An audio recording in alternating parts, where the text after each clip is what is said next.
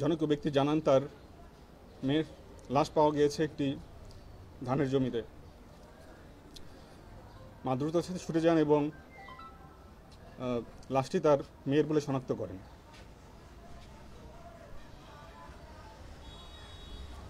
এ সময় জনৈক ব্যক্তি জানান যে তিনি অভিযুক্ত মফিজুল ইসলাম প্রকাশ বা মফুকে তিনি সকাল 11টার দিকে এই বাঁশঝাড়ের ভিতর থেকে দ্রুততার সাথে বের হয়ে যেতে দেখেছেন।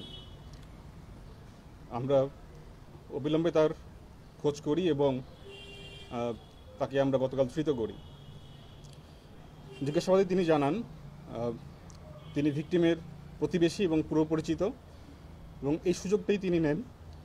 তিনি জানতেন কোন সময় স্কুল থেকে মেয়েটি ফিরে আসবে।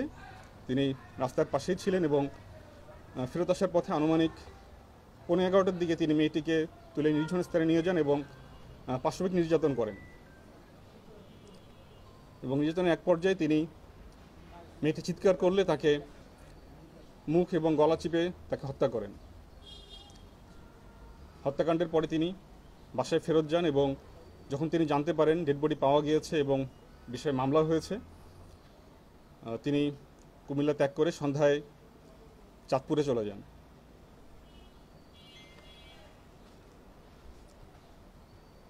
আমরা চাঁদপুর থেকে তাকে ধৃত করি। আমরা প্রাথমিকভাবে জানতে পেরেছি তিনি একজন মাদকসেবী। বাইরে তিনি টুকটাক রাজমিস্ত্রির কাজ করেন, জোগালির কাজ করেন এবং নিয়মিত তিনি গাঁজা সেবন করেন। র্যাব 11 সবসময় সামাজিক যে কোনো অপরাধ দমনের ক্ষেত্রে বদ্ধপরিকর এবং আমরা আশা করি এই ঘৃণ্য অপরাধী অতি দ্রুত তার শাস্তি পাবে।